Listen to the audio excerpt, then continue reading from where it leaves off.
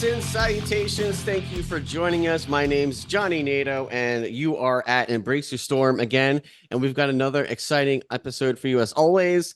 Before we get to that, don't forget to check out embraceyourstorm.com, and there's dashes in the domain name. And you can reach me at hello@embraceyourstorm.com. And don't forget to check out the other podcast I have on there called Soundbite. That's giving daily reactions to a new metal song. So with that being said, today, like I said, I've got an awesome episode. I have on Bruce Gertz, who is a bass player and also a professor at the Berklee School of Music. So Bruce, thanks for coming on today. Thanks for having me. Hey, it's my pleasure. So Bruce, before we get too far into all this, how did you discover bass as your creative outlet? How did you stumble into that?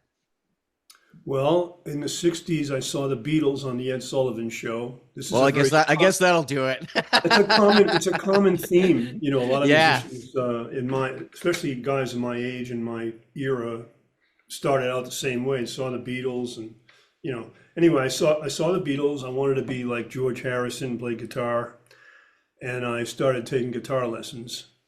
And I took guitar lessons on and off for a couple of years, and my teacher, I had a couple of teachers. The second one noticed that I always gravitated to the bottom four strings.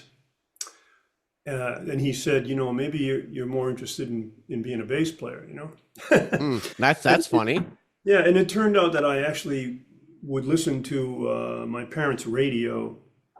They had a big, the old radios had big speakers in them. Yeah. The bass was very prominent, very clear. And I was hearing all the Motown music at the time, and really enjoying the feeling of the bass in my gut, I could feel it, I hear you. So I think that's what drew me to the bass. And then so what I did was I switched from guitar to electric bass. And That's a pretty, like, and sorry to interject, but it's a kind of a cool thing that your guitar teacher found, and it's even kind of funny how he's like, almost he talked his way out of a student or whatever, but it's cool that he realized that, like, hey, you're kind of gravitating to those four strings more. Maybe you should play bass. That's really kind of a cool, like, thing that he noticed. I don't know if a lot of guitar teachers would talk themselves out of a student. You know what I mean? Well, actually, he didn't talk himself out of a student because he doubled on bass. Oh, and he actually said he plays bass too at weddings and all these kind of things, and he can teach me the fundamentals on bass.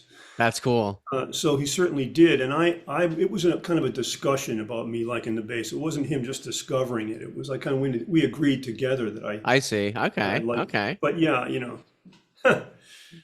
Yeah, I guess that's part of being a teacher, right? Like, kind of noticing things and being like, "Hey, maybe you should do this instead." I don't know. I find that. Well, yeah, because I expressed my appreciation for those low sounds, Yeah, totally. And then he also noticed that I did play those four strings a lot on the bottom, and so yeah, that's how I went to bass. And then I started with the electric bass, and I played in rock bands, and we did Doors, Cream, Jimi Hendrix. There you go. All the stuff that was popular at that time, and we rehearsed in my house in the basement. That's cool. And yeah. And what was your first, like, bass and bass amp? Do you remember those? Yes, my first bass. I still own it. Nice. It's a 1966 Fender Precision bass. Wow, that's great. Yeah, very beautiful bass. Yeah. And I still use it. And I had my first amp was a Guild Thunder bass. There you go. I bought it used from somebody at University of Rhode Island or Providence College or Brown University, something like that. I'm from Rhode Island, so Oh, okay. it was. I was living down there at the time with my parents, and I found this ad in the newspaper, for this amp that somebody was unloading, and I bought it. It looked like a robot because the head that sat on the top of the cabinet Yeah.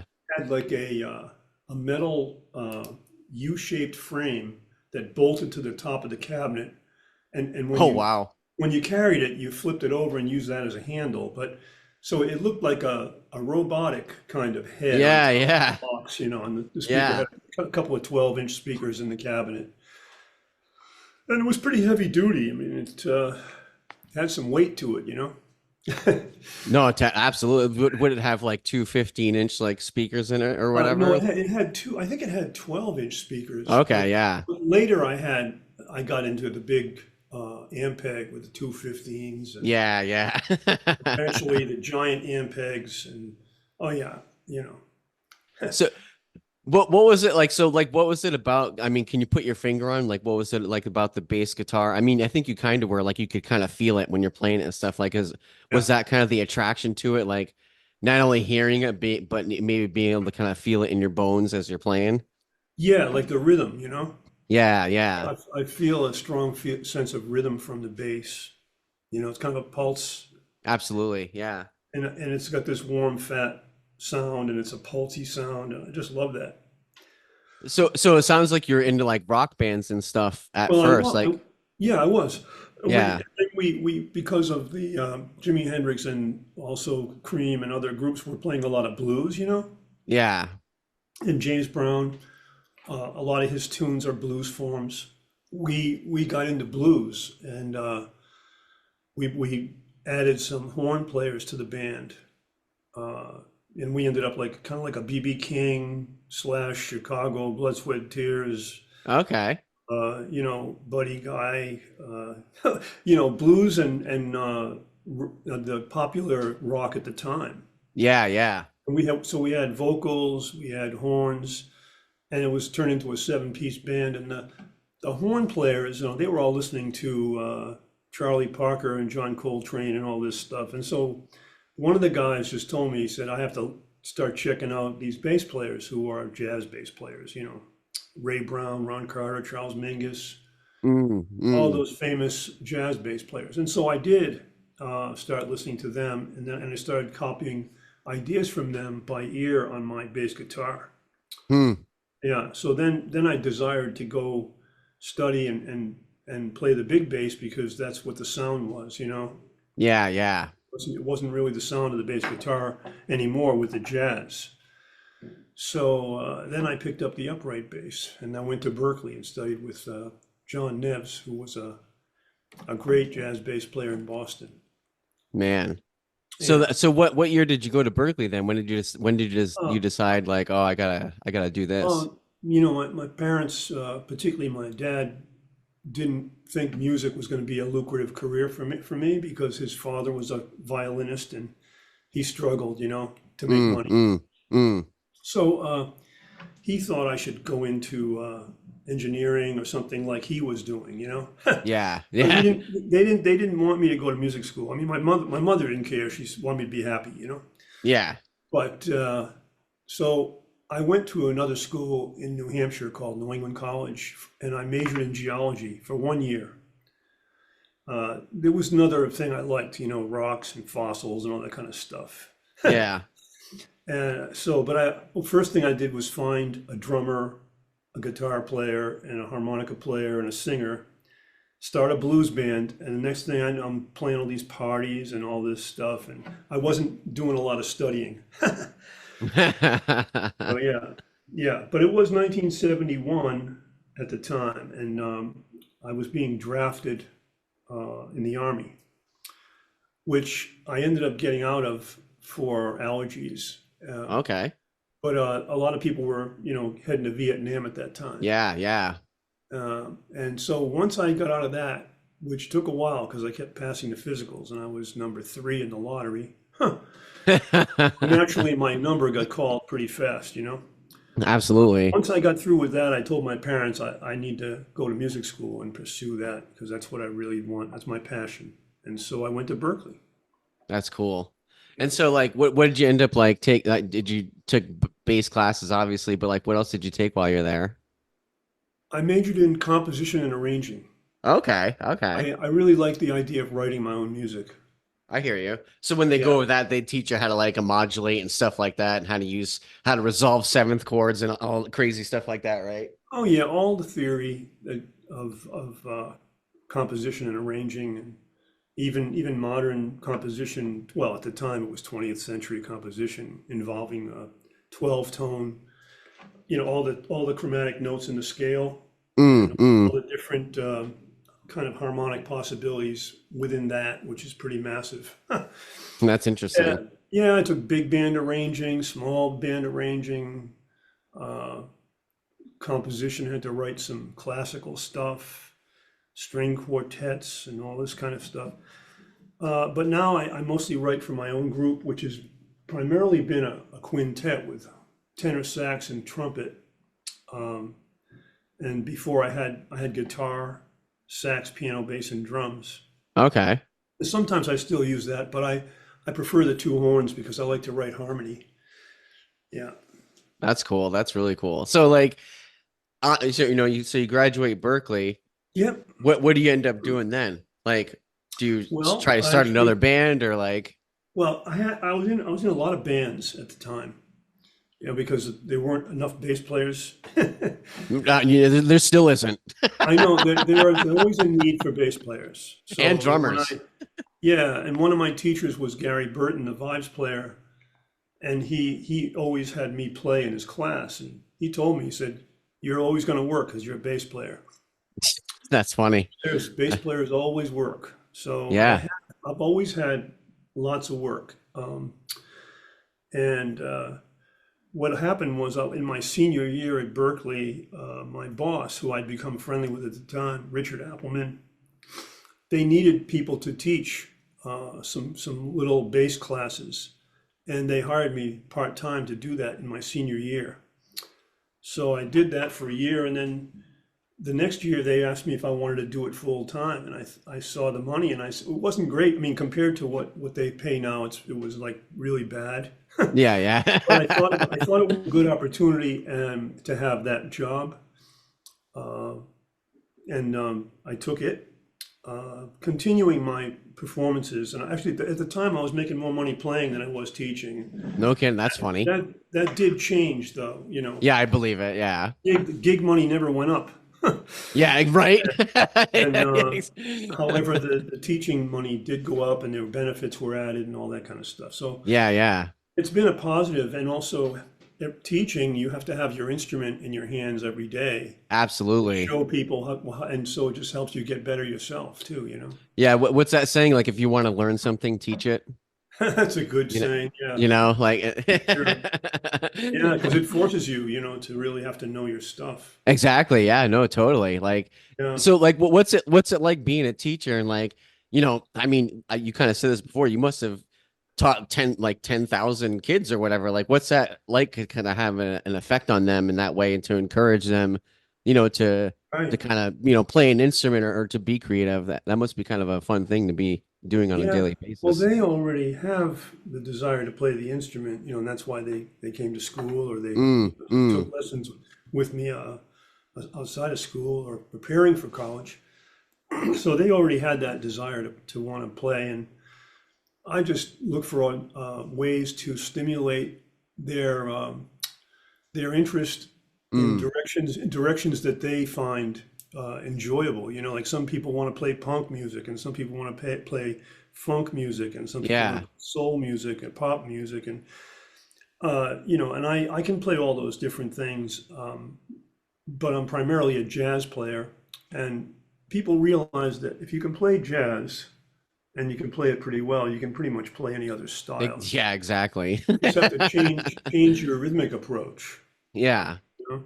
Yeah, yeah. No, that's actually true. That must be kind of that's even more exciting thinking about it. Like, like the kids are already there because they want to be. It's not like, like their parents are making kids like take piano lessons when they're 5 years old or whatever. This is like a completely different situation.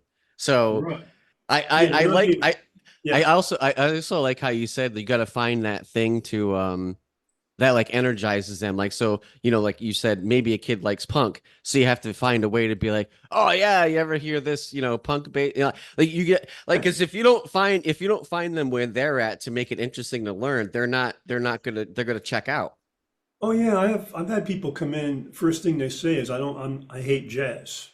Yeah. This doesn't happen very often, but because they already know that I'm a jazz player, and so most of the people that choose to study with me want to learn that stuff. Right, right. But at Berkeley, sometimes people get put with a teacher, and they just, you know, they don't know what they really want, but they Yeah, might yeah. not, they might not like jazz, so they don't like it. But then what I'll do is I'll find a connection between punk and jazz. Like I'll That's find cool. some kind of a bass line that's like the same as a jazz bass line, or some kind of harmony that matches with jazz, Yeah, yeah. Um, No, so that's yeah. really cool. That's awesome, Mhm. Matt, to find them that way. That's really cool. Like, so what different kinds of classes have you taught there? Or have you kind of always taught the same-ish like class while you've been there? Oh, I've Or taught how this. does that, I guess I don't know how that works either. Like if you can choose to teach different classes or whatever. Yeah. Um, I've taught a lot of different things. Um, Mostly private lessons on bass, and some of those people study with me because they want to be a player and a writer like I am. Mm, So they mm. want to they bring their tunes to me too. They look at them and discuss what could be better or what's great about them, whatever. Yeah. And I used to teach, haven't done it in a couple of years, a professional development seminar, which was like a capstone course for people getting ready to graduate from Berklee. In other words, Okay. how do you prepare yourself to leave Berkeley and go out and have Yeah, yeah. have a career? I mean, have you got like a website yet? Have you got some kind of a presence online? And how about having the goods to show first before you can try to sell yourself? Like, have you practiced enough? Can you play? Can Yeah, you no, write? Can totally. you whatever? I mean, but they were students of every kind, like music business, music therapy, all those kind of things, and it was challenging to teach them because I don't, those are not my expertises. I hear you. I hear you. No, that Uh, well, I guess again you had to did you have to like learn about some of that stuff to teach it then? Like you had to brush up some of your knowledge? well, yeah, what I did was I let them do presentations of their work to the rest of the class. Okay. And then I could critique the presentation, and ask questions. That's cool. That's Uh, cool. yeah, and then they would have to explain if they didn't know, they would have to say, well, I got to work on that one, like where am I going to get my connections to do this or that. Yeah. What would you kind of like how would you pitch Berkeley to like someone that might be interested in going or maybe they weren't interested in going? Like what is like the attitude or the culture like there like for musicians and stuff at that school? Well, they're mostly, people that want to, young people, they want to be in the spotlight. Yeah, I yeah, mean, yeah. they look at their star friend. We have a lot of singers at Berkeley Mm, now. mm. They're probably looking at Taylor Swift. They're looking at The Voice. They're looking at Right, right. American Idol, Yep.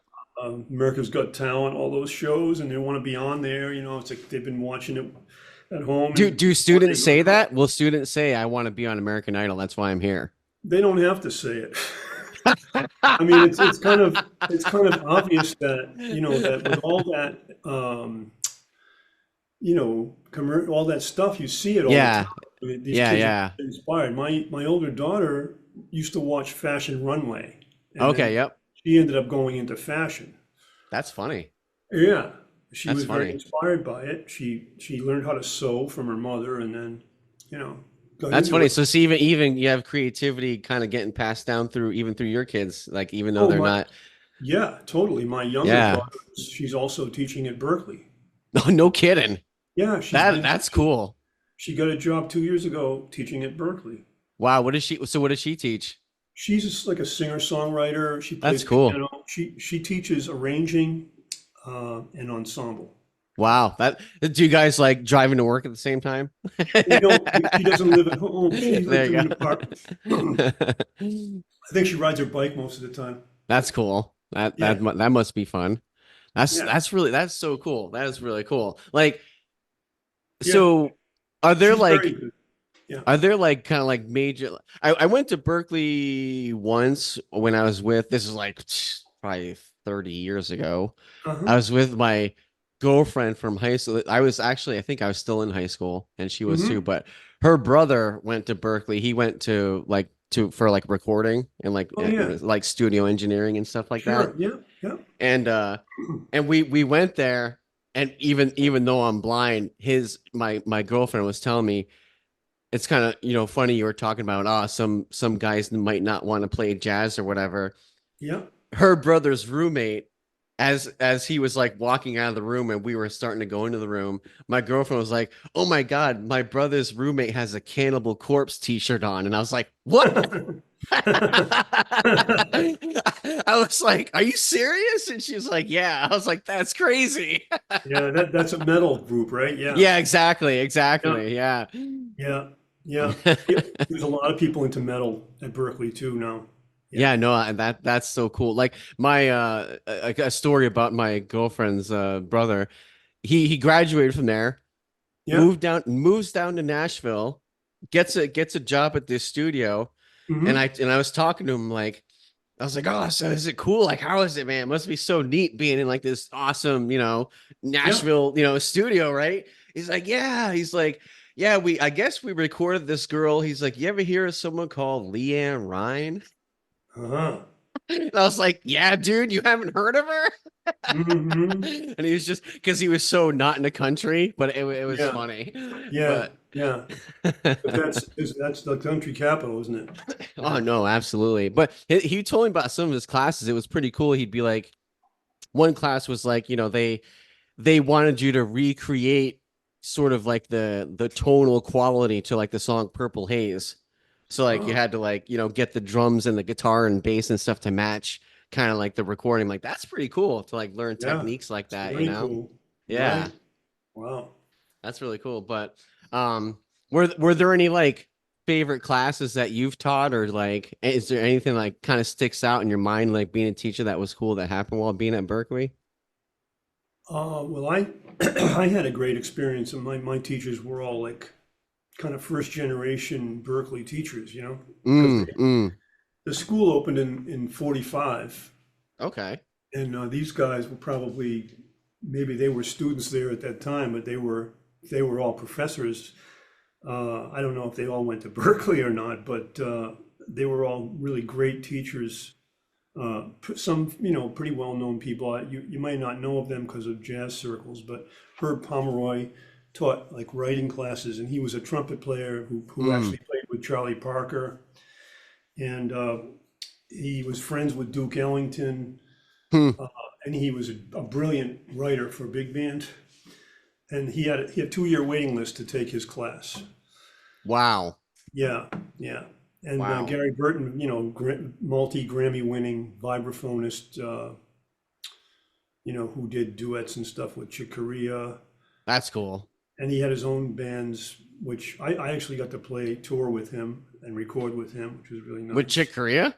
No, with Uh Gary Burton. oh, okay, Yeah. that's cool. That's I, cool. I met Chick because I was with Gary. So I met Chick, but I didn't get to play with Chick. Dave Weckl is a crazy drummer. Yeah, he is. Yeah, Yeah. yeah, Yeah, he's a yeah, crazy drummer. yeah. Here's a podcast. I did a solo podcast on this topic, and I'd be interested to hear your opinion on this. Uh-huh. How do you feel about bass play or just musicians in general, I guess, understanding theory or not understanding theory? Like kind of like what's your opinion on like guitar players that or bass whatever musicians that just pick up the instrument and they just start playing. They figure it out or whatever, and they're like, Oh, I don't need to know any of that stuff. Like I did it all on my own. Like what's your opinion on either knowing or not knowing theory?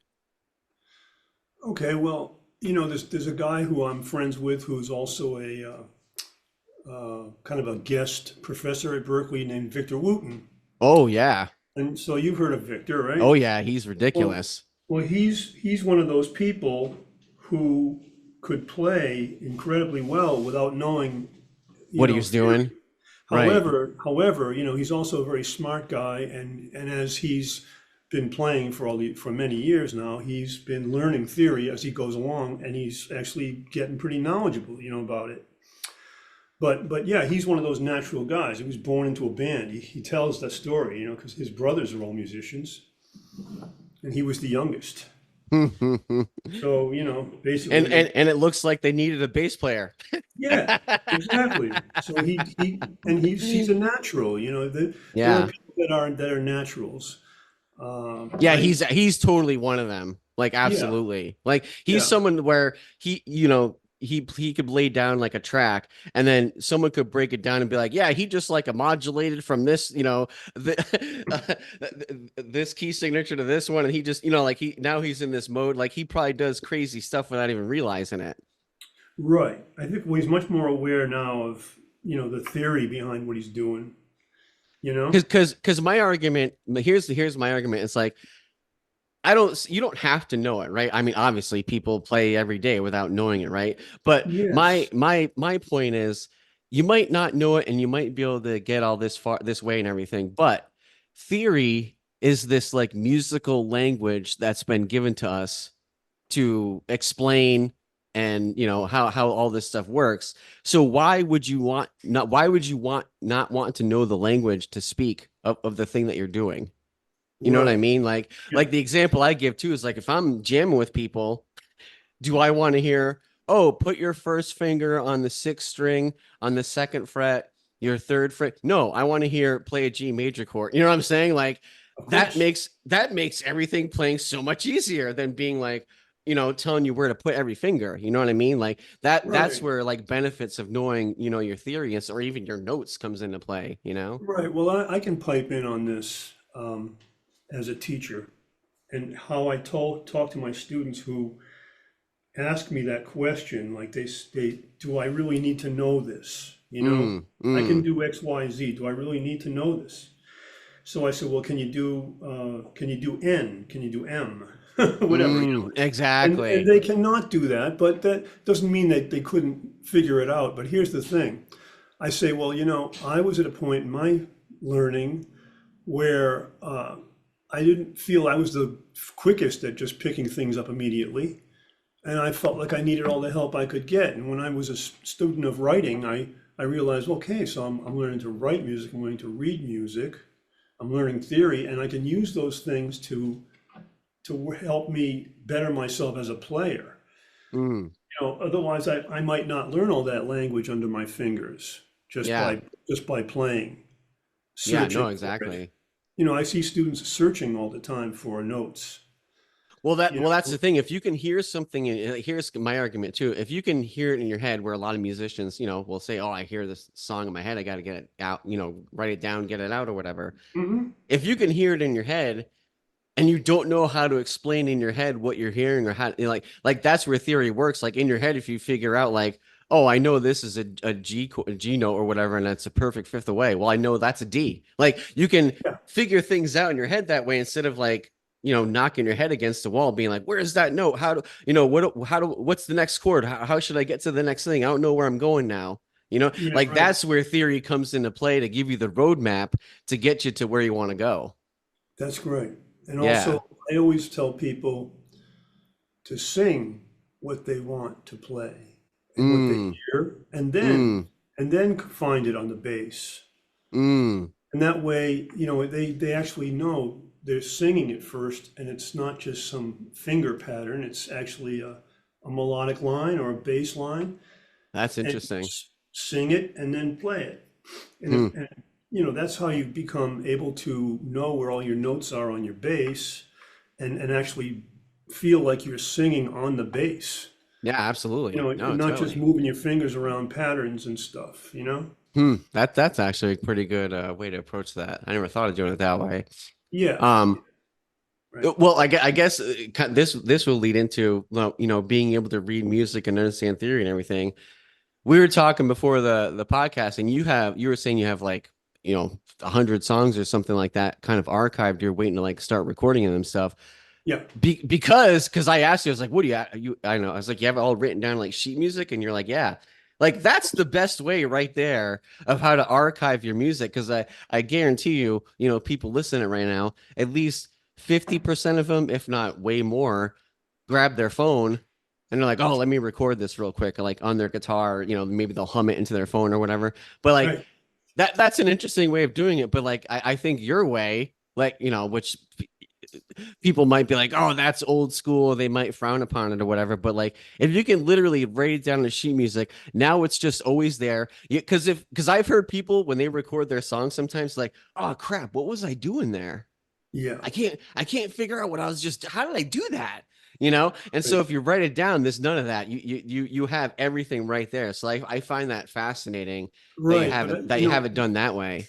well, what you've done is opened up another thing that I meant to talk about before, which is Absolutely, yeah. I with students that they say, "Do I need to know this? Do I need to know that?" And I say, "Well, you have to be able to sing it and then put it on your bass, or you have to write it down so you can have a band play it, whatever, etc." But when I was coming up, like I was not a natural. I didn't feel like I was a natural, so I needed all the help I could get. And Mm, if that meant I had to learn to read music, then I would learn to read music. If it meant that I had to know how to interpret chord changes, mm. that's the theory I needed to learn. Then I could put my fingers on the bass and do it that way, in addition to using my ears and figuring out things out from Yeah, recordings. So I'm getting help from all these angles. And then I yeah. want to be a better reader, so I write things and then I read them on my bass. Hmm, You know, hmm. I uh, That's I really started cool. I started out just writing random things. I didn't know what I was writing, and I just would try to read it and figure out if it sounded good or not. And eventually, I was able to know. I can look at music now and just I can hear it just by looking at it. That's so cool. That's it. Yeah. That So is really cool. another thing too is I also sing into my phone and I also play into my phone. So Mm. I use that tool as well. I know. I hear you. But I feel like it's just such a lot. Even though I don't do it myself, but there's a few reasons why I don't. But I mean, I'd like to think I would write down sheet music if I could. Yeah. I'd like to think I would. I don't know if it's easy to say I would do it since I can't, but Right. but Yeah. because in high school I took 2 years of theory in high school, and Oh. my music teacher went to UConn, and Oh. UConn's like pretty well, like it's a kind of a music school. I mean, it's not Berkeley, but I know it UConn pretty well. yeah, UConn's kind of a music school, and he went Friend of there, mine, a friend of mine and teaches there. Yeah. oh, okay, and my in high school, my teacher was like, "Look, I'm teaching you guys like college level stuff right now. Like Uh-huh. we learned how to modulate. We learned like all of the modes. Like we were learning all kinds of stuff. And I went back to college when I was 30, Uh-huh. and I ended up getting a degree in computer science and business administration, but I took a bunch of like music classes for the electives or whatever. And the first year of music theory that I took Mhm. at college, I literally didn't learn anything. I learned all of it in high school. I couldn't believe it. I was like, my teacher wasn't joking. Like I Okay. like I seriously didn't learn anything this whole semester. I knew all this stuff. It was crazy. Yeah. So, but yeah, but back to it. Like I said, I think theory isn't like you don't need like when I think theory is important, I don't think people need to sit down and be like, okay, I'm gonna write a song, in A minor, and you know what I mean? Like, I don't Mhm. think people need to sit down and write it all out like that. However you write music is totally fine, but I just think knowing theory only helps. You know what I Right. mean? And that's how I talk about it to other musicians. Like, it's not gonna hurt you or waste your time. Trust me. Right. You Right. know, like No, true. Neither is reading music. In fact, for a bass player, I mean, you can get a whole lot of gigs if you can read music. no, totally. I'm telling, like that's what I mean. Like there's bass players and drummers like that. I've almost considered playing one of those two instruments just so I could be more in demand to play something. Yeah. Yeah. It's like, but Uh-huh. so I guess coming back around to your music then that you have archived, like what like do you have like new stuff you've been working on? Is it like stuff just from over 20 years? Like how No, do you? I write every day, so I don't always get a song. Sometimes I just get a little idea or a little bass part, whatever. Mm, And mm, so I have all these little things, that I keep them in binders and whatnot, and little music books. okay. And then what I'll do is I'll either, if I don't have an idea in my head, I'll open up one of these books and I'll find one of these little seeds and I'll make a Mm, song. Start making a song out of it. okay. Okay. Yeah. So what do you find more, I guess this could be depending on where you are in the stage of life or whatever, but what do you find more what's the word I'm looking for? Not satisfying, but like when do you think you're in your element the most? Like, is it when you're writing? Or is it when you're playing like live in a band, or is it like recording in a studio? Which like what of those things is like your when Well, you're just like lost in your those are all elements that I feel very comfortable in. Like okay. I'm sitting at my piano right now. You know, Okay. Yeah. I come here every day to this piano. Uh, I've got the piano and I've got the bass in the corner. Nice. I'll immediately start doing stuff right off the bat in the morning. No And kidding. yeah, and it's great because it takes my head out of all the noise that's going on in the world, I hear you. and it puts my head into the music, which is a very, very nice place to be. Absolutely. You know, Absolutely. Absolutely. it's like a meditation. It No, really is. I get that. Especially like I was saying this on another interview, like there's times when I'm playing and I'm so lost in what I'm playing, I forget I'm the one producing what I'm hearing. Right. You know what I mean? Like Sure, you're I do. playing, you're playing in your head and you kind of catch yourself like, "Oh wait, I'm producing this that I'm getting lost in. I need to pay attention to producing it." Yeah, yeah. So, but yeah, no, I totally get that. I wish I had a little more of a routine like that, I guess personally. I need to I I guess I'm creative musically, but I guess I'm also creative in a lot of other ways, and that Yeah, gets me taken away from playing music, I guess. Like, like this, like doing podcasts. I mean, that's another kind of form of my creativity. And so right. doing stuff like this and other things kind of evolved around that. It takes me away from kind of playing guitar, but I Hmm. kind of envy your schedule there because that sounds like it's a lot of fun. Yeah, yeah. And I have to say that I find teaching to be a creative Oh, thing absolutely. as well. Like I Yeah, need to find ways to get people to do things on their instrument that they can't do. And I have all kinds of creative approaches to that. that's And cool. sometimes individual students will actually give me the idea Huh. because I'm trying to solve a problem that they have, specific problem that they have. And Yeah. I look at their fingerings or wherever it is and I figure out this would be a really good exercise for this person. And I'll write it right down for them in the lesson on music paper and say, take this home and practice this. I'll show it to them first. We'll practice together a little bit. And then I say, Okay. go home and do the same thing, you know? That's cool. Yeah. That's really cool. Uh-huh. Like it obviously doesn't eat at you then to like have all this kind of like, if you have 100 songs to kind of record, it's not like itching at you to like, Well, because what I do you have, feel a sense of accomplishment or finish, or sorry to cut you off, but do you feel like you, I don't want to say finished it, but do you find like a sense of satisfaction, like having the song completely written or whatever out on paper? And that's almost like having it recorded in a sense to you anyways. okay, yeah, but I also have a residency in a venue in Cambridge, Mass. Mm. It's called the Lily Pad. I think I've heard of that place. I basically play there uh, once every 2 months on a Tuesday night, That's cool. and I assemble a group and I bring in my music, that my most current writing stuff, and I play it with a band. We do Okay. a quick sound check, run down a few things, and then we play a performance. And so a lot of times it gets either recorded or videotaped. So in that sense, I also can hear if I want to make a change in a piece that the way I wrote it, it could be better before I go in the studio to record it. So doing it at the gig allows me to hear how the band plays it and get a sense of, well, maybe I should have had that part up an octave or et cetera, various ideas, that Mm, come to mm. mind, or how to end a piece differently, or you know what I mean? Yeah, no, totally. So it's always like an experiment as well. We call it kind of being in the laboratory. That's cool. Yeah, That's yeah, cool. That sounds like an awesome time. yeah. And I used to have a lot of sessions in my basement studio, where I just pull out my music and we'd read through things. And I have a little recorder down there, and I could just record it, and listen That's back, cool. make my That's awesome. assessments, how I would change things. That's very cool. A big part of writing too is editing. Like there's a tendency to write too much stuff, and then you got to take out stuff, and then you end up with a real nice piece at the end. Mm.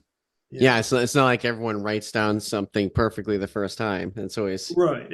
You do get lucky now and then, and that does happen. And usually those are the best songs, yeah, yeah, honestly, yes. you know. But sometimes you need to spend more time, on a piece. Yeah. So Bruce, what kind of advice would you give to any aspiring, musicians, but even like I guess creative people? Like what would you kind of tell them to like maybe someone's kind of like in their head and they're not sure if they should, start doing something or whatever, or maybe they are thinking about playing bass or whatever. Like, what advice would you give them as kind of a creative person or someone that teaches? How would you encourage that person to kind of get out of their head and just do it? Yeah, I would suggest, so much of being a musician is listening, that it's like it's at least half the problem. That's not a problem, but it's half the job is to listen. Mm. So, that's what I would say first is to, like, listen to music. You listen to what you like, see if you want to play that, or listen to things that you haven't really listened to yet. Get exposed to some different things. Mm. Some people just grab onto one thing and they never go beyond it. And when I get a student that, for instance, never heard of John Coltrane or Miles Davis, Yeah, yeah. it's kind of shocking, but it does happen. And so I turn them on to that stuff, and they go, "Oh my God, wow, that's incredible!" Yeah, I say, "Yeah, well, this record kind of blew. All your favorite rock bands and everybody else all listen to that record. They I all, yeah, everybody yeah, knows that record. yeah, yeah. So if you haven't checked it, that's something you got to do. Absolutely. Um, yeah, so like they want to play soul music. Well, check out James Brown. See a lot of they see people on the internet like Wolfpack or contemporary bands that do the things in their living rooms and whatever, and they don't realize that those people, they learned what they're doing by listening to what happened before them. Exactly. They did not just make Yeah. up stuff. Yeah. So they got what they have from listening to other people, and then that comes out of their voice differently, but it's the same stuff. So Yeah. they need to realize that, they should go back and listen to all this stuff. There's been so much great stuff, recorded in the last Absolutely. 100 years. Yeah. Yeah. No, seriously. That's Yeah. that's actually really good advice. I actually heard Dave Mustaine, the guitar player from Megadeth. Uh-huh. He's actually quite an insightful person, and he said almost that very same thing. And when I Mm-hmm. heard him say in the interview, that got me because he was like, "Oh, you like my guitar playing? You like how I play? Well, you should listen to the bands that got me to start playing guitar." He's like, I like this guy, I like this guy." I'm like, and he was like, honestly, he's like, if you like someone, you need to figure out whoever they liked and start listening to who they listen to. I'm like, wow. I'm like, that's Yes. interesting. Yes. I never thought of that. You know what I mean? Like, It's a thread to the source. exactly. Yeah, no, totally. Totally. And That that's so that, fun. That's fun in itself, just to trace a thread back to as far back as like, you can. See yeah, try to find the actual beginning of it, right? exactly if you can. Yeah. Yeah, Yeah. no, totally, totally. Well, Bruce, it's been awesome having you on. Is there anything else you want to go over? Anything I might have overlooked or we didn't get a chance to discuss? No, I mean, I think the idea of embracing the storm, creative storm, if you will, right? Mm. Is that what it is? Or is Well, it yeah, just, it's when I say embrace the storm, I almost mean like the storm that's brewing up inside of someone, right? Like, yeah, they've been through troubles, tribulations, trials, whatever, right? So they have right. this storm brewing up in them. Yep. And or my other sort of thing alongside of that is I feel like a storm can be brewing up in someone if they Mhm. don't have a creative outlet. Right. which is why I want to help them find it. So it's kind of two things going on. I want the Yeah. person to embrace their trials and tribulations and channel that stuff through their Mhm. creative outlet. That's good. That's real Yeah. good. And Yeah. I, as a musician who spends like every day, a lot of the day doing music, I actually need other ways to have other outlets. So I do like little woodwork projects. That's cool. Yeah, I That's made a cool. whole bunch of like small hardwood boxes that are very artistic. That's cool. And then lately I've been making iPhone stands That's really cool. out of hardwood. Yeah, That's cool. yeah, Yeah, like I said, Bruce, everyone has a creative inkling. Some have yeah, more than others, but yeah. like, I truly think people like a lot of, obviously a lot of other reasons, but I really feel like some people that are frustrated in life, it's because they Hmm. don't have that creative outlet. And Right. or maybe they're afraid of doing it because they're afraid of someone being like, "Oh, that's stupid," or "That sucks," or you know what I mean? Like, Yeah, so I think a lot of people hold back from that too, just being worried about criticism and all that stuff and, sure. and worried about failing too. I think a lot of people are worried about, oh, what if I buy a bass and I try playing it and I suck at first? It's like, well, yeah, everyone sucks at first. You know what I Right. mean? Like, like people don't realize that. They think, oh, Yeah. when they watch people on YouTube and Instagram and all this stuff, they're like, oh, that person's insane. I can never play like that. I'm not gonna bother trying. Yeah, there's a You certain know? amount of work involved, I mean, to get to those points where you can be expressive and feel like it's coming to you as easy as breathing, you know? Yeah, yeah, And yeah. No, but that takes an effort to get over that hump of what it takes to do to get the sounds you want and all that, where your hands go, etc. So absolutely. another thing, so before we sign off, I want to make a plug Oh for yeah.